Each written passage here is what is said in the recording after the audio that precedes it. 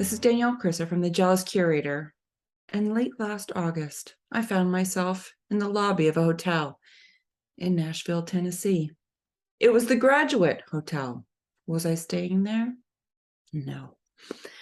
I just stopped in to take a look around, and oh my, what I found. There were a wall full of couches, hoop skirts, chandeliers hanging from the ceiling, but it was the huge pink hook rug of mini pearl above the reception desk that stopped me in my tracks. Who made this? I shouted. Okay, I didn't shout. I actually asked politely, but that was just my Dateline-esque intro to, add a little drama to today's episode. Oh, you guys, today's case, it starts with Mini Pearl and it ends with, well, I don't know because we haven't investigated yet. So it is all about that Mini Pearl hook rug, though. I don't know if you guys have seen that, if you've been to the Graduate Hotel in Nashville, but it is the first thing that you see. And I found out when I asked politely, not shouting, that the artist who made it was Margaret Timbrell, and she's based in San Francisco. Her Instagram is, I'm going to tell you right now, it's also in the show notes over at YouTube. So Margaret, Margaret DTH, Margaret DTH. Okay, and before we go any further into any of this, actually, that's a really good segue to say, if you are listening to the episode wherever you download your podcasts, did you know that you can also now watch these episodes? Yes. If you head over to youtube.com/thejealouscurator, you can see this podcast too. So get over there because I am about to attempt sharing my screen so that you can see this fabulous hotel lobby.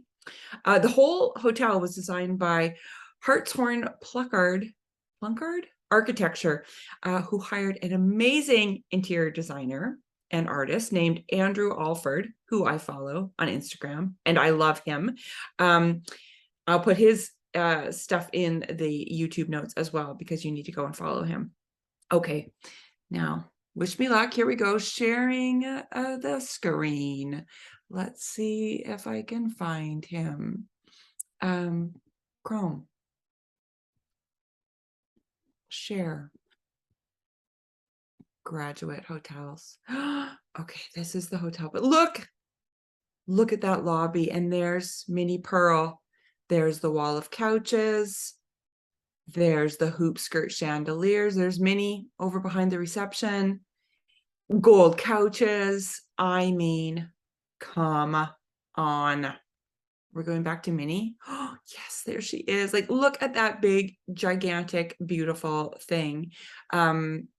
Okay, while we're sharing, let's hope. Okay, so this is Margaret's Instagram. Look, you can see right there, Margaret DTH. And so look at this big, beautiful thing. Oh my God, I just couldn't get enough of it. So, okay, I'm going to stop sharing my screen now and we're going to talk about this for a minute. So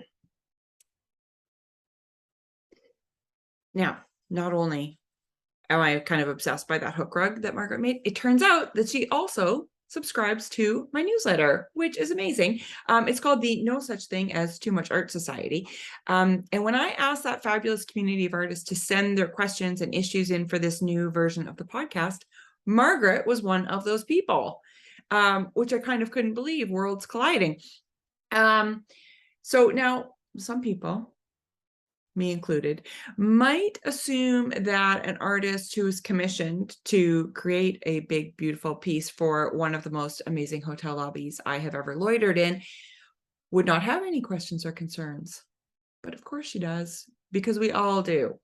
So here is the letter that Margaret sent in. I'm going to read you I think the whole thing here. Okay, so she says, I am having a multi-part issue. I show consistently and have landed that one big project, but I still don't have gallery representation, which I really want. Also looking to land more paid projects like Mini Pearl. Of course. And Art Friendly recently told me that she started leveling up professionally when she scaled her work larger. My medium is needlework and labor intensive, so usually maxes out around 40 inches by 40 inches. Minnie was an exception because she was a commission that provided all of the materials and support for an assistant to truly scale big. Okay, so the first part of the question, what are your recommendations on scaling larger for labor intensive artists? How do I do this while staying true to my practice? I liked your paneling suggestion in a recent email. We'll come back to this at the very end. But I haven't noodled how to make that work for me. That same art friend also hired an art PR person, which I think helped her to level up as well. So the second part of my question, what are your thoughts on the value of an art business PR type person? Have you used one before? No. For example, Wendy Chin, another fabulous fiber artist in San Francisco.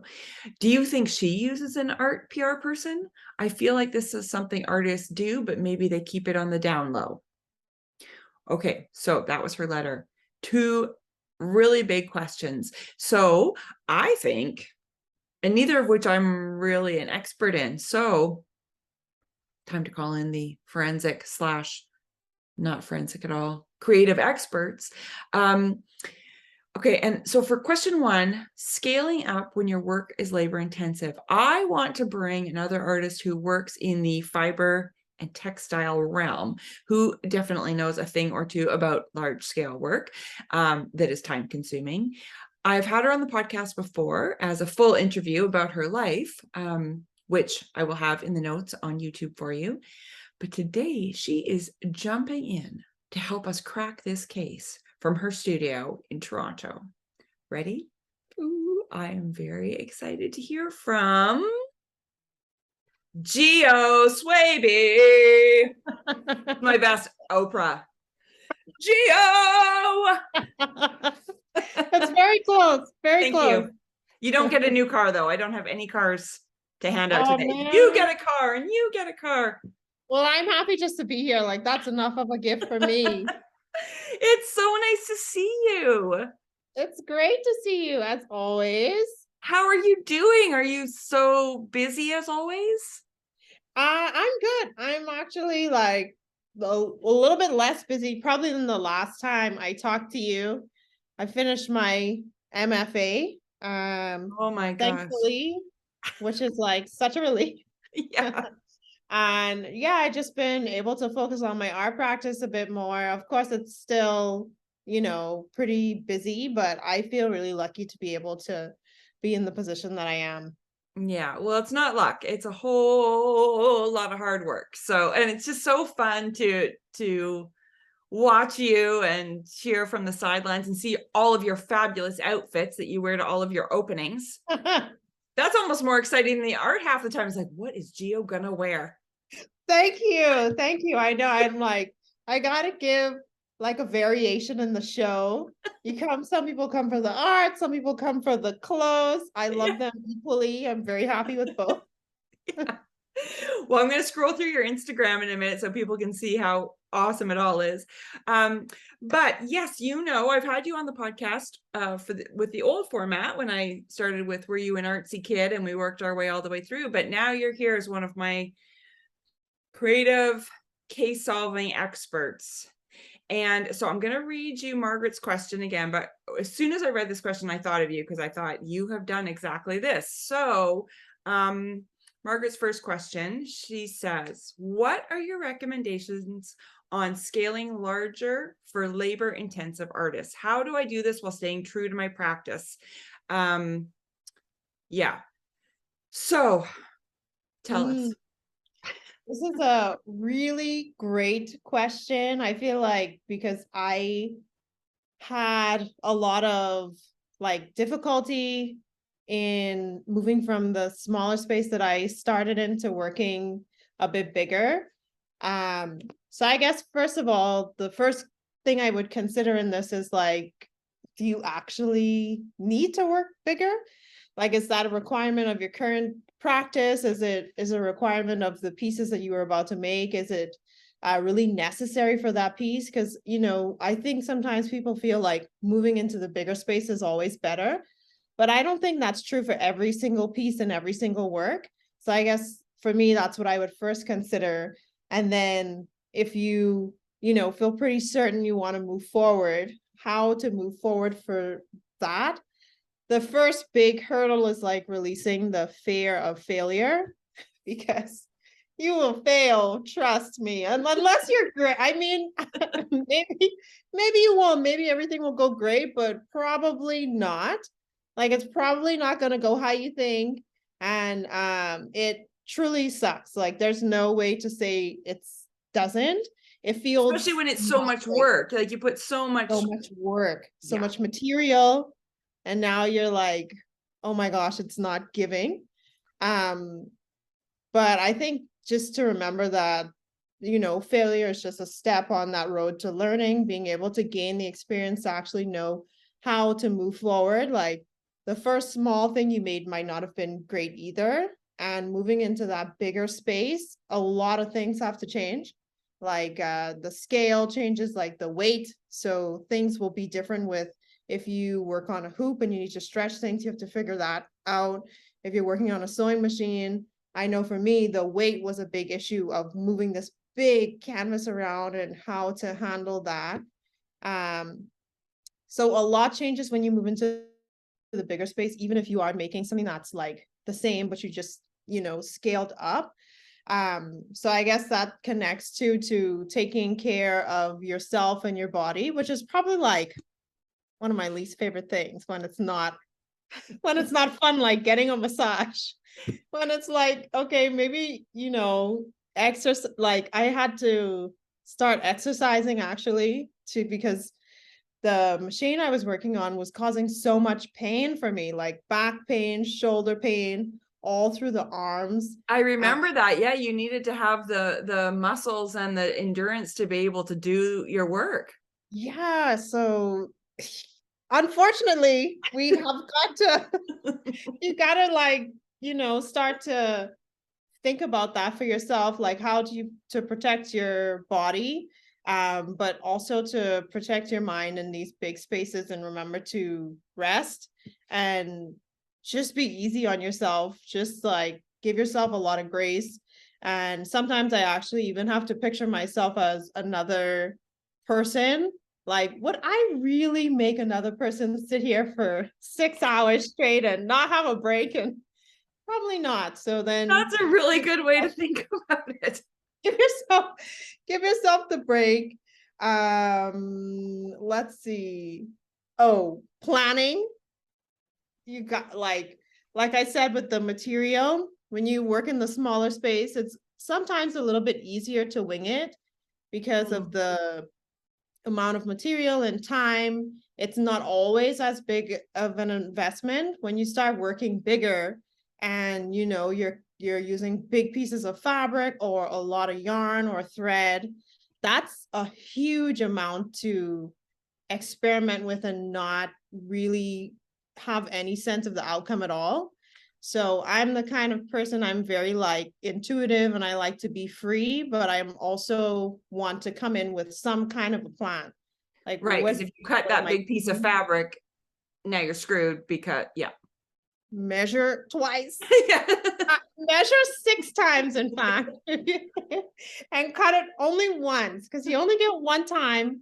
I mean, you can be creative and stitch it back together, I guess, if you want to, but sometimes there's no do-over. Yeah. And then you just like wasted a piece of fabric and then wasted some of your time, and you have to start again. And then if you only ordered 1 yard of this fabric and you've already cut it, then like Oh. can you see like I'm experiencing like re-experiencing some moments? I can see the sweat on your brow as you remember that day so clearly.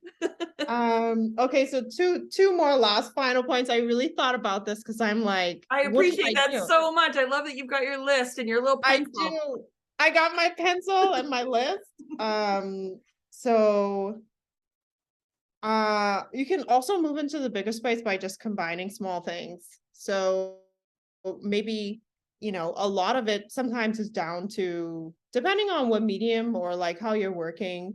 for quilting, for example, maybe it's down to like the machine you have. You just like, it's really hard to work bigger on a small machine.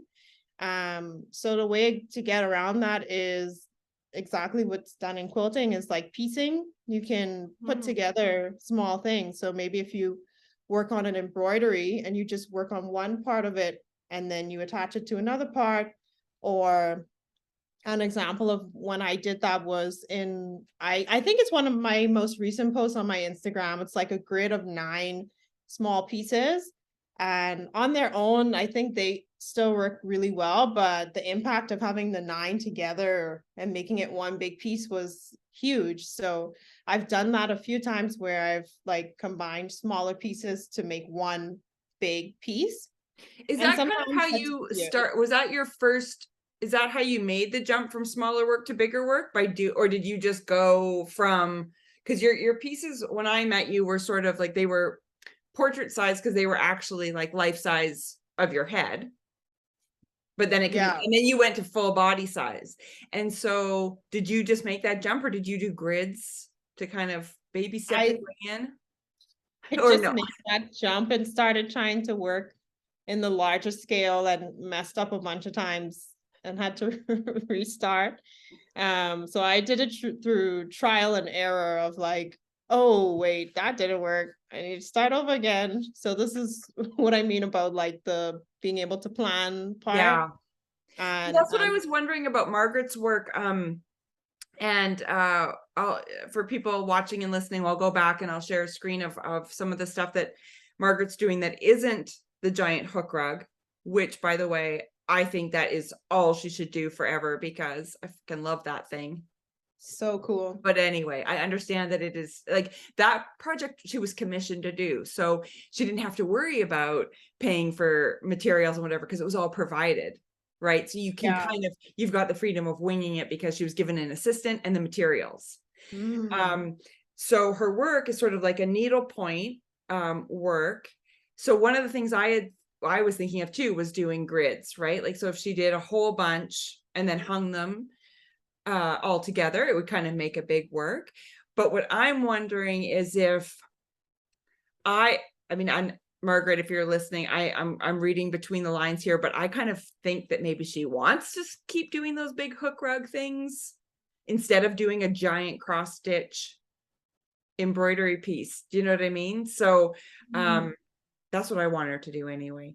But yeah, it might be a good little transition. Maybe it's even a combination of cross stitches and like smaller hook rugs that then are all hung together, you know, as that baby step to the bigger stuff. But anyway. Yeah, that's true. Yeah, that's very true. That could, it could even be attached so that it does look like it was all made as one thing too. So True. that's an option. Yeah. I think the last thing is like, we all love making art, but let's be real, after you've been doing it for a while, like working on one thing for a few hours, it gets hard to like, because the excitement part is gone and you're just like, now I need to just finish this thing and move forward with it. Yeah. And the way that, when I'm doing the part of the task that's like more monotonous and less creative and intuitive and spirited is I got really into audiobooks like the last 2 years. Yeah. But I don't let myself listen to it unless I am doing that task. So it's helped me a lot. Like when I can't rely on my motivation or any other reason to like get to the sewing machine today, I want to know what's going to happen next. That's awesome. Dangle a little carrot for yourself. See, mine would be true crime shows. It would be all Datelines in 2020s, just dangling. That's a really good Yeah. idea. Yeah, it helped me a lot. Like it tricked my brain. I have to find ways to trick myself sometimes. I hope myself doesn't find out what my other self is doing because I need this. Yeah, And and it then is and then the significant. other self who's sitting there and you're making the poor thing work for 6 to 8 hours with no breaks, no bathroom breaks, no food, keep sewing. Poor other Geo. Poor other me. I know. It's like really, it's, I mean, thankfully, my partner is really like checking in on me when he sees me get into the zone. He's like, okay, but did you eat? Because you've been here all day. And I don't see any evidence of eating or drinking or That's the other thing, water. Exercising and drinking water, because I find like with collage or ceramics, like I'm all hunched over and yeah. then I get so tight and I'm not drinking water, and you need to do both of those things. I want to go back to something you said right off the top, which I thought was, I think it was point number 1 on your list, about do you really have to go big, or do you really want to go big, or like, is that really where you want your work to go? Because one of the things she said, I don't know if I sent you her whole question, but one of the things that she said was that a friend of hers, another artist, recently told me that she started leveling up professionally when she scaled her work larger. Mm. So, yeah, like, Margaret, do you really want, like, I know she wants to level up professionally. That's what she wants, right? She wants to get more commissions. She wants gallery representation. She wants to level up. Does that mean you have to scale your work up? Or do you know what I mean? So I think what she really wants is to level up professionally. And what do you think? Like, do you find, people love big things? Like, what? I think there is an attraction to like working in a big way. Yeah. It doesn't have to be scale wise. I think it's like that is a big misconception for a lot of people. Like when you start to move, make this bigger thing that the work is automatically better. Yeah. I think, it's part of thinking about the impact of the piece and how it's working for your particular practice or even for the show that it's going to be in. um like if you're not at the point where you're like, I want to have my show at this gallery and this is where it's going to be. I think a lot about, which space is the work going to be shown in? Is it going to really dwarf these pieces that I'm making? Right. And perhaps that doesn't mean I make that individual piece bigger, but I might make like, more of them. Yeah, And like how you have your tall ones that like are in a set of 3 or whatever, so that they dominate more of a wall. Yeah. right, it has that impact. I think a good artist to look at that works in textiles and does this, well, they make paper and also use hair as part of the fibers in their work. Adabumi Badabo, also represented by Claire Oliver Oh yeah. Gallery. She makes these really beautiful works with like handmade paper and hair and indigo dye, but they're fairly small, all of them. But then she did like a really big wall of like 40, I think, of them all together. And like that's the show. Right. So I really felt the impact there.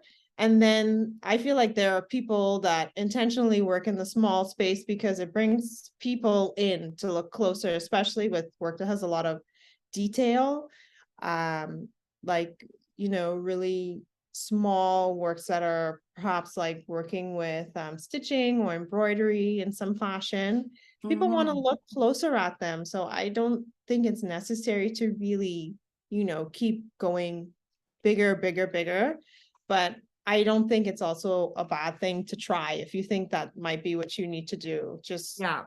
Yeah. just And see I how mean, it her mini pearl piece is a perfect example. And I know I sent you her links and stuff, so you've seen her embroideries that are generally, they look like they're about 12 by 12 kind of size. I mean, she can obviously go big because that hook rug is flipping amazing, but she Mhm. can go small. So I think, Margaret, I think you have to think about exactly that. Like, why do you want to go big versus is it right for you? And maybe she could do hook rugs that are gigantic. And then, because she can certainly market herself with it, she can use this mini pearl piece as a calling card, right? To get other commissions, I'm sure. And but yeah, it's a good question to have to really think about why. Because with you, it made sense because you wanted your portrait pieces were actual life-size portrait pieces, but then the reason you went bigger was because you were going to do the whole body. Right. Right. So it was natural for me to move into that larger space for making, because I'm still keeping the same scale really for the body, For the life size, body, yeah. but I just, need a bigger space to work in now.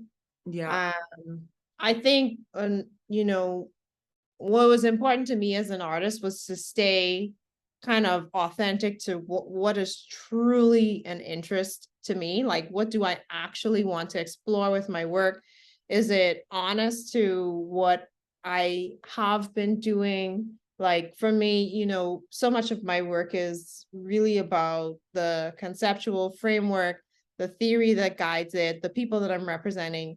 So I'm like, is it really staying true to that? Or am I just making this because I think it's what people want to see? And I try not to do that because I feel like that always ends up being weaker. Yeah. If if you, guide your practice by what you think people want to see, you'll never make what you want to make. And perhaps like, that will prevent you from becoming your truest, like most the best version of your artist self. If Yeah, you absolutely. Because if you're making what you think people want to see, so are a lot of other people, and then you're just kind of in that middle oatmeal, middle ground, instead of being your thing that and that's one of the things she says, like right after she says about leveling up, she says, but she wants to stay true to her practice, right? So I think, yeah, I think it's all very interesting. I mean, I think that all sounded very smart. And hopefully, Margaret, if you're listening, she'll either, she'll be able to think about it a little bit more and decide because I think she can, quote unquote, level up, staying the size that she's at. Like that example that you gave, with having 40 pieces that you come in and it's super impactful. There's lots of other ways to do it if scaling big doesn't feel authentic or right, in her own practice.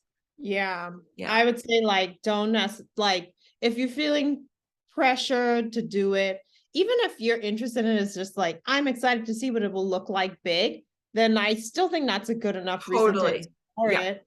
But if you're feeling like pressured or by, you kind of like a lack of what you can perceive to be a lack of interest or some other reason, I would say that's not really a good reason to do it, because then you kind of start to move into a dangerous place of working for or making the artwork that you feel like other people want to see, and you're not really making it for yourself anymore.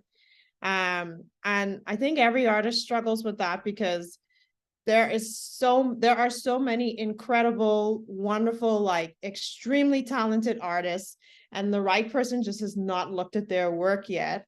Yeah. I mean, that was the case for me. No, I mean, I'm sorry, but no one was on my run to speak like before. Like I can say like people, like I felt confident in my work. I have a really nice group of people, like a really close group of people around me that I can trust, who will say like, it's giving, it's not giving, and I believe them. Yeah. But if I felt like if I had gone on whether or not people were responding to the work, oh my goodness, the amount of the amount of no's that you hear is just, it's a lot, and it's hard. Yeah. It really is hard. But I would say like, just try to, the thing that keeps you going is can be like what inspires you in the art, like actually making the art that's enjoyable to you and that brings you, the most satisfaction and the most like, and just brings you the most, not necessarily joy is not the word, but that makes you feel like you're staying the most honest and true to yourself and still exploring and experimenting at that same time. Yeah. Yeah. Oh, Gio, that was so awesome. And now I want to go make stuff. You've got me all geared up. Good. And I'll Good. dangle some true crime for myself for when I'm, just down there rolling more clay snakes. That's my new thing, clay snakes.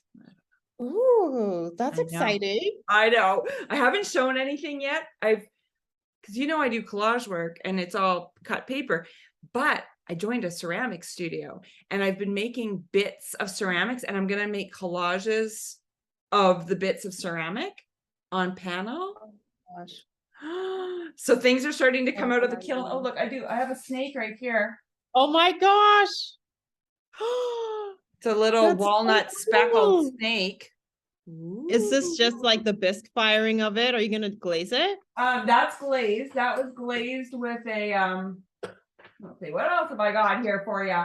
I'm making combs, like hair combs. Oh, okay. So, Love but this. everything is just done in creams, whites, like all body colors, because it's I going see. to be very much. Speaking of body, this is half a peach, but it looks, well.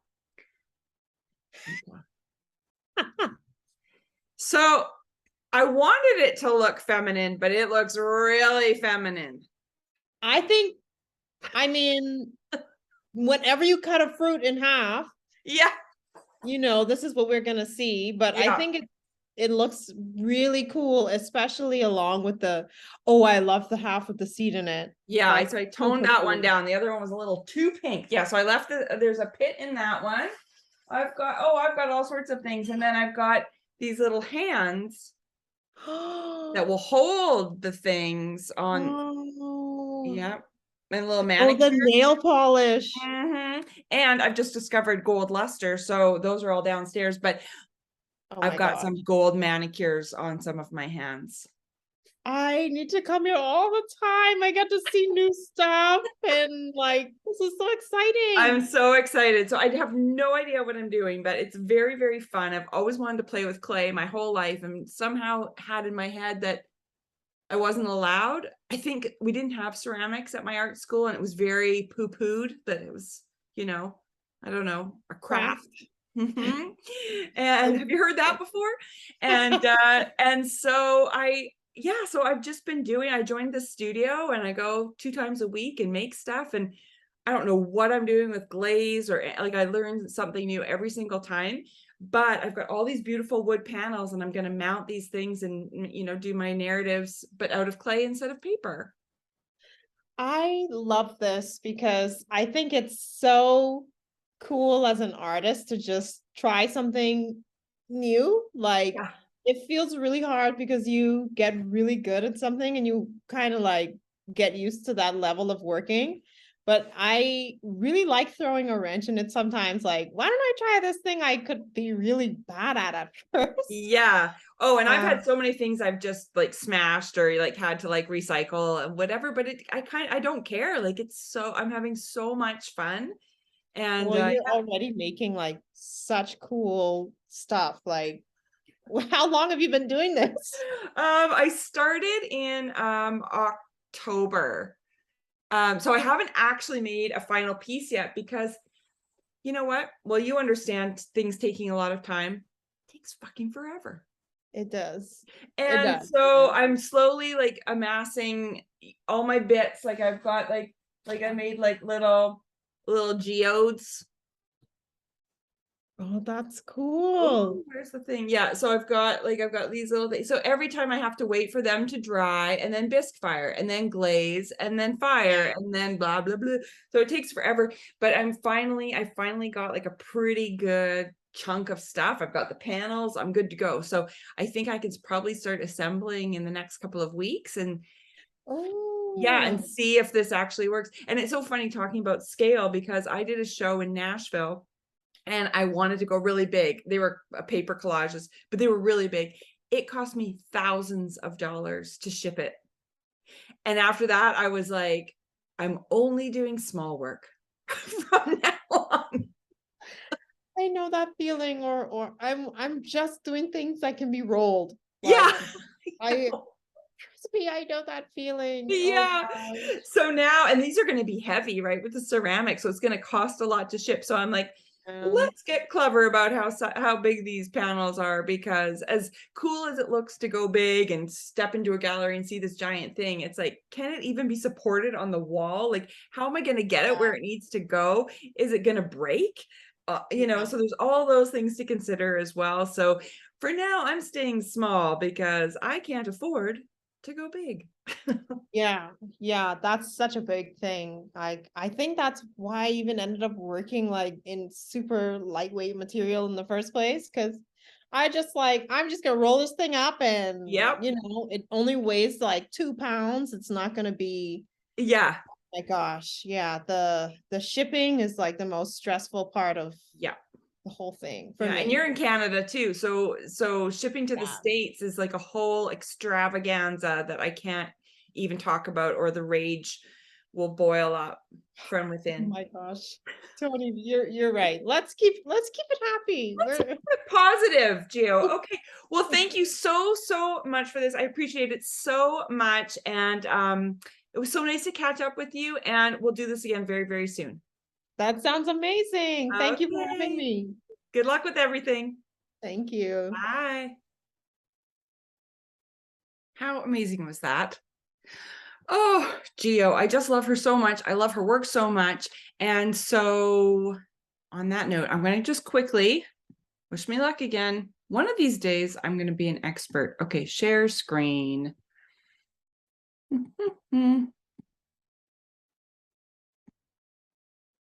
Okay. I hope you can see this. So here's Geo's work. This is what she was talking about. So showing things in a grid. So these are actual life-size sort of portraits, but she hangs them in a great big grid so that it's got more of an impact when you walk in. Here's Geo wearing one of her awesome outfits to the opening of a show. Here's another one, another awesome outfit, and her being cute and hilarious.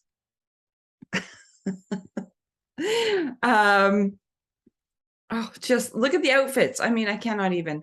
Okay. And then, yeah, so then you can see here's some of her pieces that are actually larger and life size. Here she is with that grid. I think there might be, yeah. And here's what she does when she was saying that she installs them sometimes 3 large panels side by side.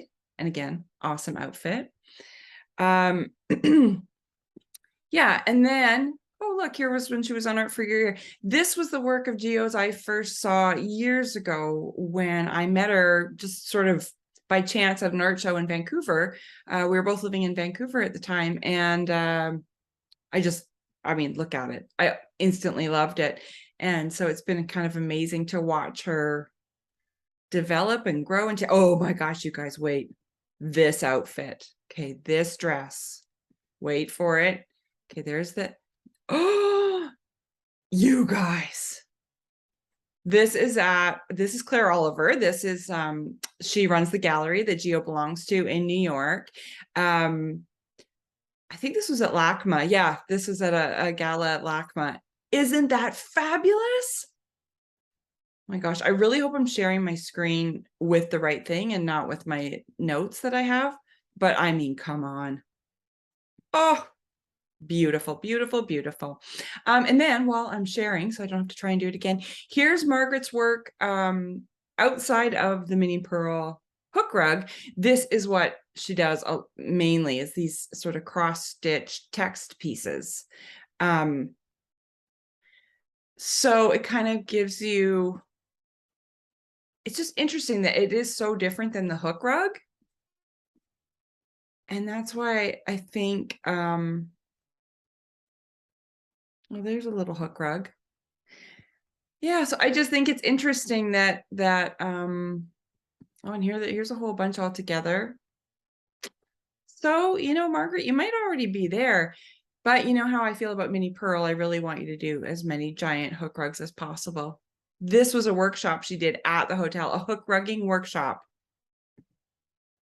Amazing. Now, you guys, I don't know if I've told you, but as a child of the 70s and early 80s, I was very into hook rugs. Like, very into hook rugs. My stocking, my Christmas stocking was a hook rug stocking that I made.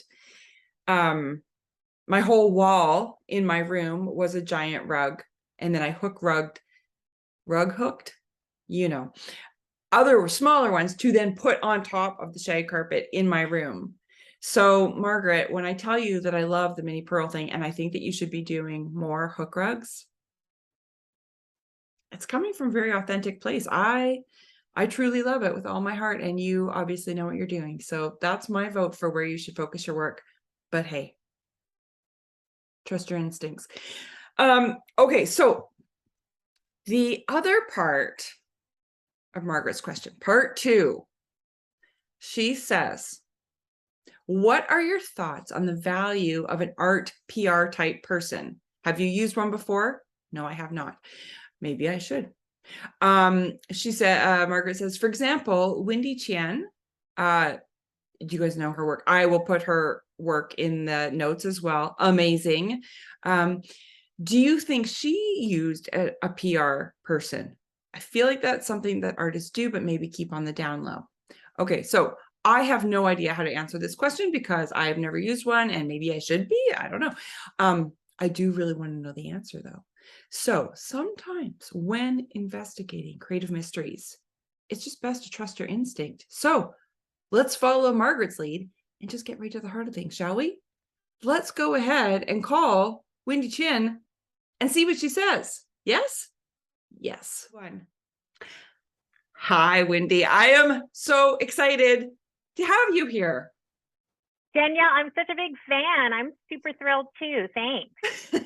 So I kind of quickly mentioned it when we were planning this, that the first time I saw your work was at the Facebook headquarters in Menlo Park. I think you had just installed that wall of knots. Yeah, that was in 2019. So, I did this project that kind of launched my art career in 2016, where I taught myself one knot every day for the whole year. And then everything has happened since then. And so Facebook actually asked me to recreate the year of knots. And I was like, you got to be kidding me. But I did it. I did nothing else. I did it 24/7. It took me 6 weeks to tie all 366 knots again. But what a rewarding project that was. Yeah. And so what, well, you said that launched your career. What were you doing before you were tying knots? Oh, yeah. So I've had 2 really long careers. I'm 54 years old now. Oh, my God. I'm 55. I'm 55. So I owned a record store for 14 years in the 90s here in San Francisco. And then I joined Apple in the early days of iTunes. Music was the connector there. And so I was an editor at iTunes and a producer. And then my last job at Apple, I was the managing editor of the App Store. I was at Apple for almost a decade. Wow. Yeah. Okay. And so during that time, were you making art? Were you doing stuff on your own? No, I had this epiphany when I was sitting at my desk one day, toiling in front of my computer, and I realized that my 2 careers at the record store and at Apple were both about supporting other people's creativity. And there's nothing wrong with that. I mean, I'm a natural evangelist for the things that I love. And so it felt so comfortable and natural for many years. But then at some point, I realized that I had neglected my own creativity. And when you have a job at Apple, it's 24/7. I mean, you can't, it's hard to have any kind of anything else. Yeah. So I just took the leap. I realized, at this time I was 46 or 47 when I had that epiphany. And I thought, if I'm ever going to have another life, if I want to focus on my own creativity, then I need to do it now. So I quit my job the next month. And so that was in 2013. And so did you have a plan? Did you know it was going to be knots and ropes, or were you thinking painting? What were you thinking? I didn't know. So I gave myself a year. I gave myself a year to go on a creative journey. So I just took classes, the same weekend classes that all of us take, a workshop here and a weekend there kind of thing. And you name it, I took a class in it, everything: ceramics, interior design, weaving, stone carving, wood carved, like everything. And when I found, when I took a macrame refresher class, because my mother had taught me in the 70s, but I couldn't remember how to get started. So I took this class, and within, right? Yeah. And so, yeah, the 70s. Yeah. Within 5 minutes of the repetitive motion of the knotting, I fell deeply in love with it. And then I just went really deep. Wow. And so why a knot a day? Because you were just trying to teach yourself how to do as many knots as possible?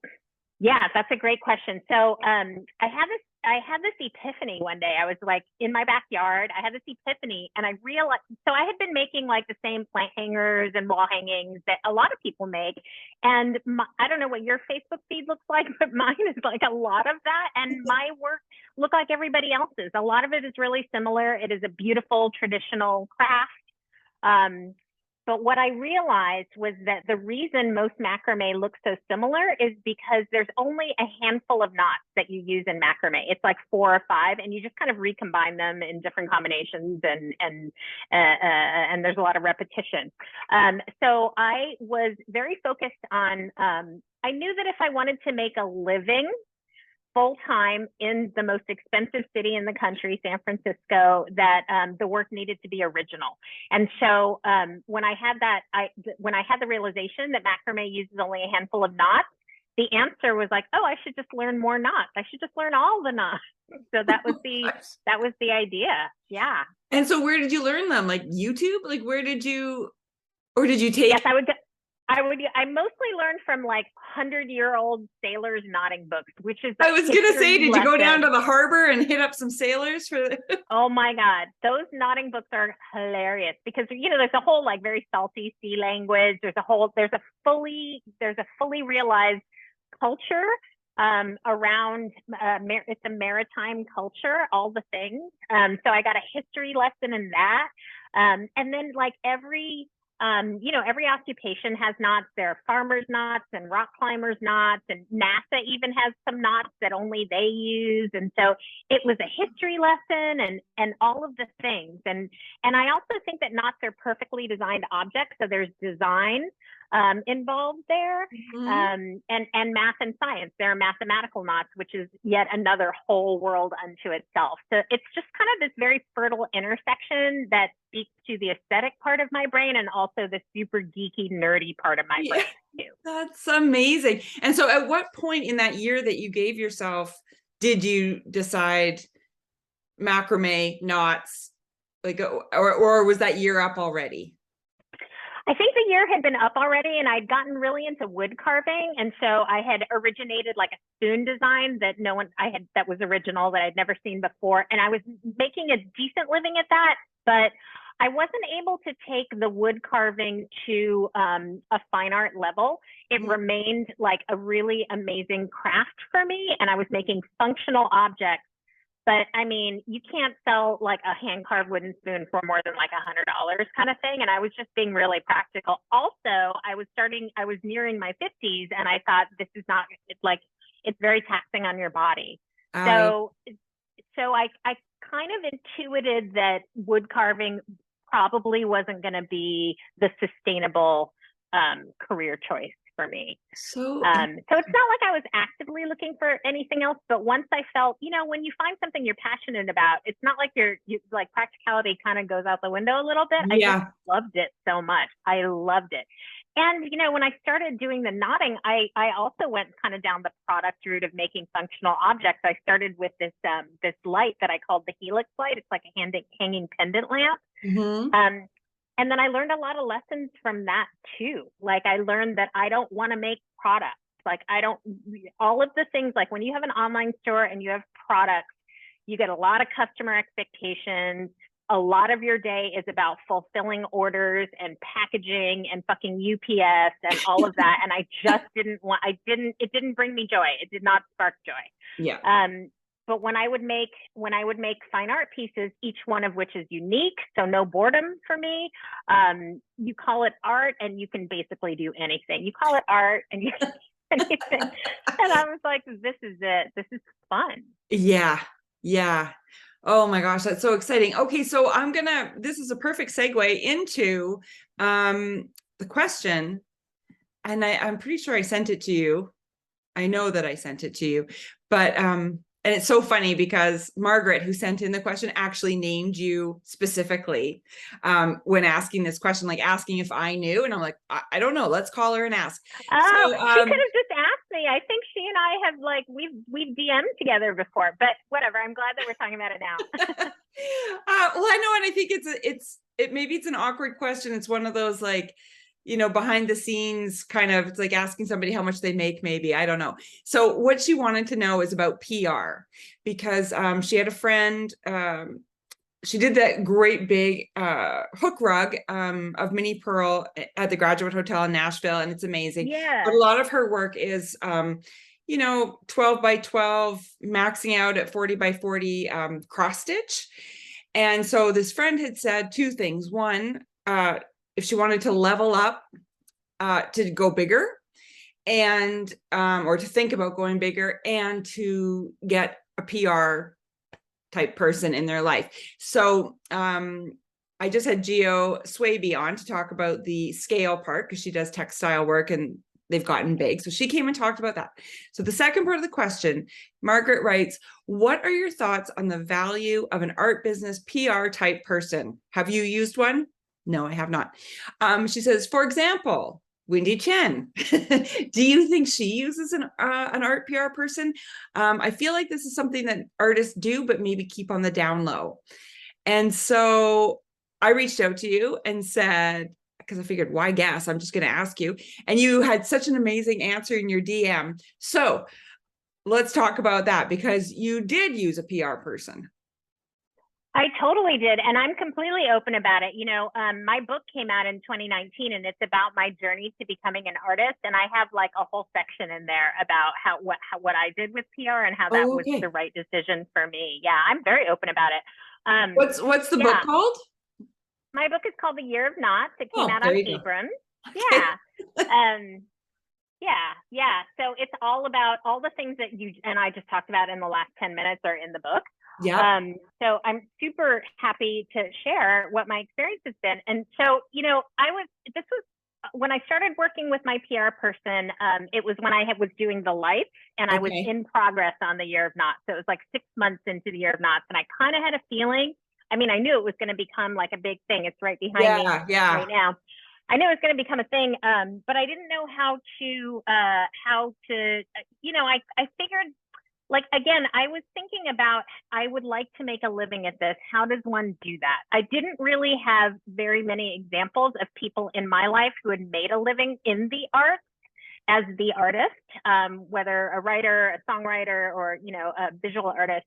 So I didn't even know that it was possible, but I was talking to my friend Hannah one day, and Hannah is a musician. She's released like a dozen albums. She records as Cold Beat. That's the name of her band. And she was like, why don't you just hire a PR person? And I was like, that's because that is the most unpunk rock thing that you could possibly do. Like, we're punk rockers. We do it DIY. How dare I ask for help? But Hannah said that she hires a PR person every time she releases an album because there's so much out there. And she didn't have the expertise to kind of write a press release, or she didn't have the relationships in the media world to get attention for her work. And so at that moment, it just kind of made sense to me. I was like, oh, right. Why? I don't have that kind of expertise, but I do want to make a living at this. And so I found a PR person. Her name is Melissa Davis, and her company is called Ruby PR, and she's amazing. She just understood the work and understood how to talk about it. And what I realized was that when you get a good piece of PR, what it's doing is it's putting your work in front of the people who are likely going to support you in doing more of it. So it just makes so much sense to me now, right? Like every time I got a piece of PR, it just causes chain reaction of new opportunities coming to me and new art collectors coming to me, because everyone reads Martha Stewart. You know what I mean? Like everyone reads those really mainstream magazines. I mean, within 2 months, she got me into the San Francisco Chronicle. I've been in Sunset Magazine. it just caused a chain reaction. It put my work in front of people who would support me in doing more of it. So PR is not cheap, but it has paid for itself like many times over. Right. I can't recommend it more highly. Yeah. And so did you just hire her, kind of like your friend Hannah, like who does it album by album? Did you just say, like, did you guys just have like a 6-month deal or a 3-month deal or a? Great question. Yeah, that's a great question. So Melissa explained to me that PR is kind of a long game. So a really good PR person, what they do is they nurture all of these relationships with like editors and writers and, you know, journalists. And they pay attention to all the publications and kind of the editorial direction of all of the different publications. And so a good PR person pitches on your behalf to certain publications about specific things that are going to make sense for that publication. And that's how they're not wasting editors' time, right? They're not going to pitch me to like, you know, Garden and Gun magazine kind of thing. It doesn't make sense. They're not just going to like blanket the media world with all about me. They're really targeted and specific about it. And that's how they, you know, earn and keep respect in the media world. Anyway, so it is a long game. And so with having said that, sometimes it can take 6 months or a year before a publication editorial slant is like at the right moment. And then I happen to have like a new project that's also happening at the right moment. And then it makes sense and it's safe. Kind of thing. So it's a long game. So I think I hired her. She took me on as like a junior client for a year. And we got results immediately, like I said, within 2 months in the San Francisco Chronicle. But I stayed with her for, I want to say 3 or 4 years. And then we took a break. I felt like it was fine to take a break. You know, my business is thriving. I mean, we have the next 6 months planned out. You know, we have a lead time of 6 months and things are going really well. So the PR had done its job.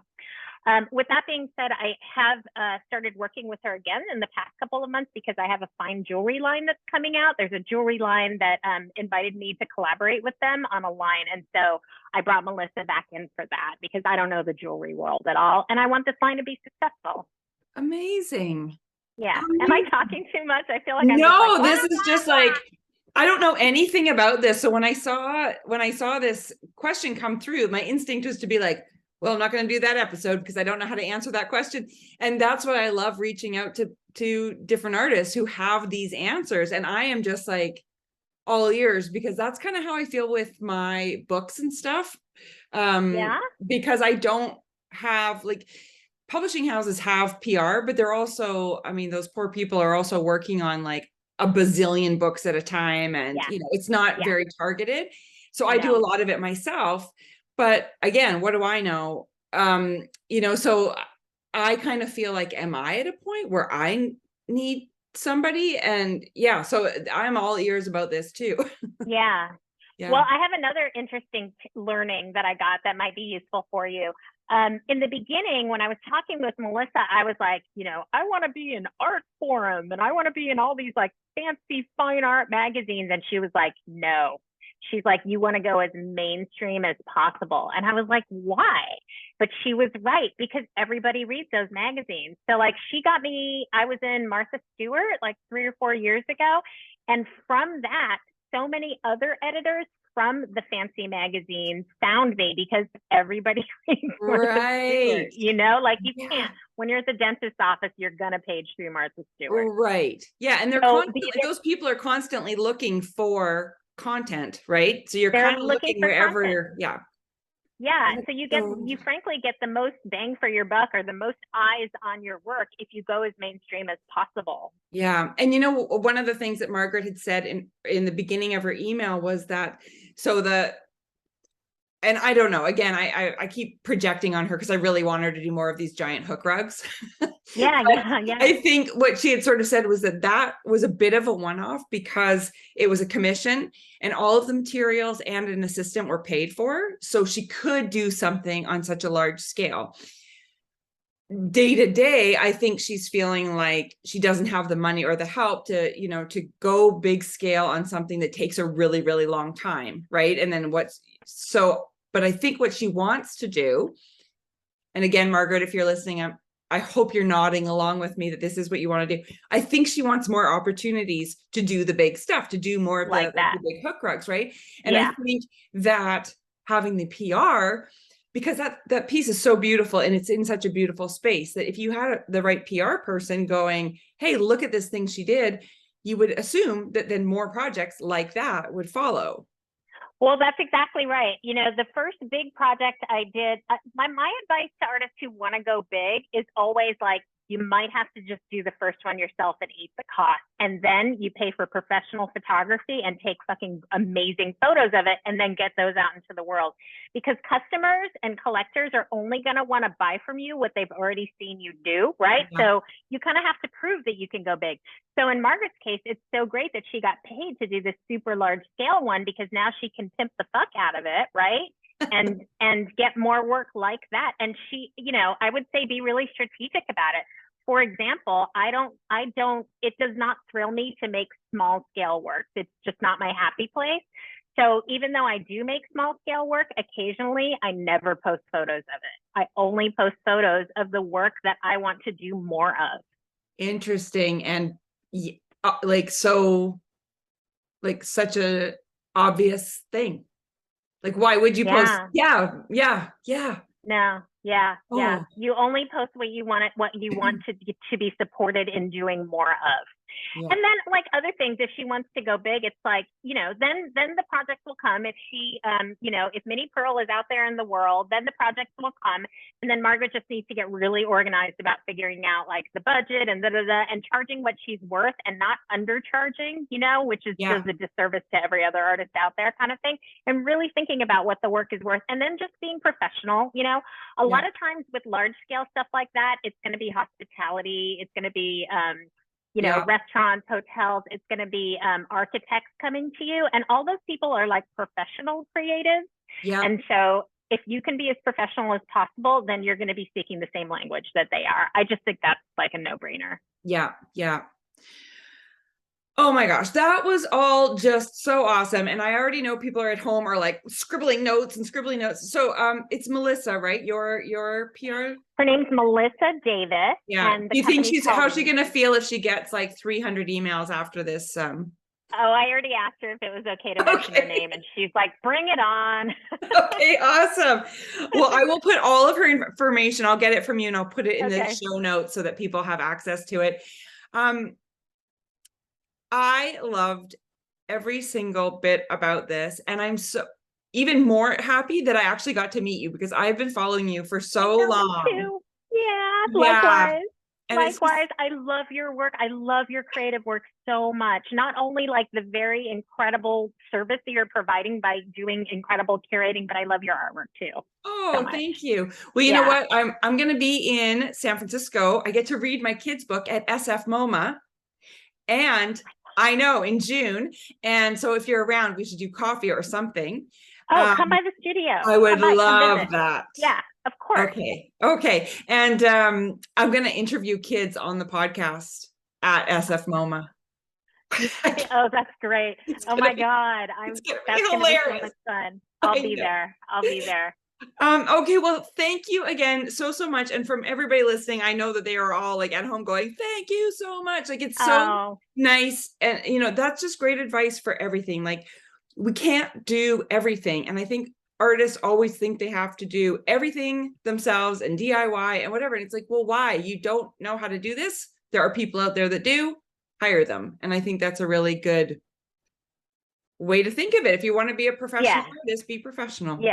Yeah, it's a lesson I had to learn. You know, I'm very clear that this is the last career that I ever want to have. I want to do this until I die. And so I take it seriously. And so I had to force myself to learn when it's okay to ask for help. I had to learn that lesson. So it's okay to ask for help. Give yourself permission. And I just also want to say, like, all the things that we talked about today, like really practical stuff, even about quitting my job, I put all that in my book. So if people want to learn more, I would encourage them to pick it up. Yeah. And I'm going to put that. That's why I asked which book it was. I'm going to put that in the links too, so people can go right to it and check it out. Thank you so much. And I will chat with you. And hopefully we'll meet in person in June. Okay. I hope so. I'm going to hold you to that. Oh, absolutely. Okay. I'm going to hold you to it. Okay. All right. Thanks. Bye. Bye. Well. How amazing was that?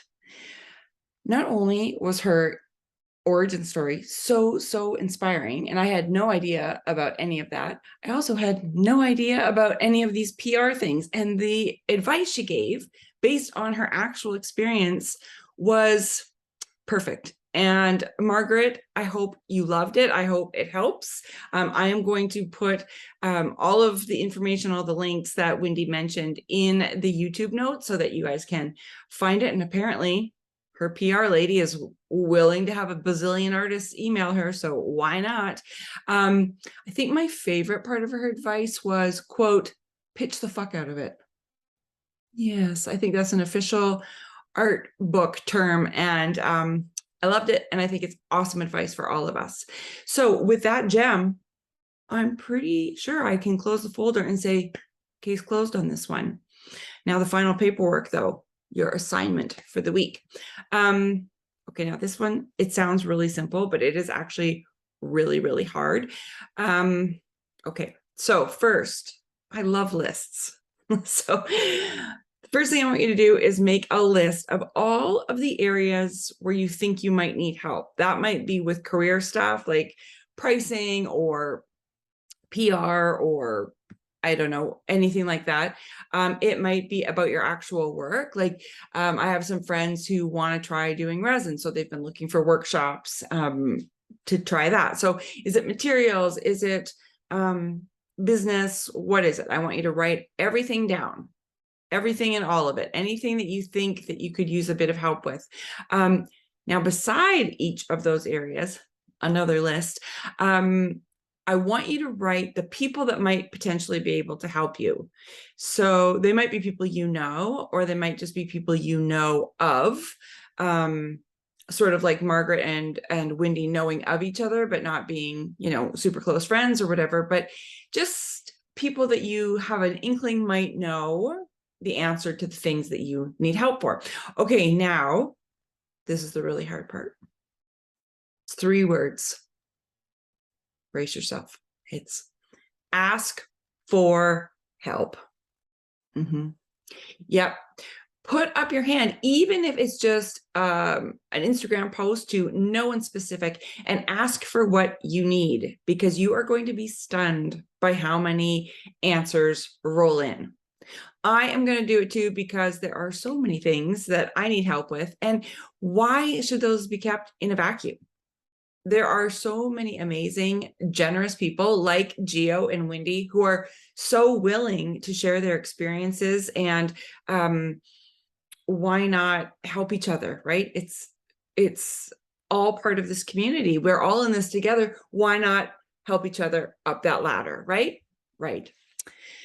Well, thank you so much to Margaret for sending in this question that led to all of this.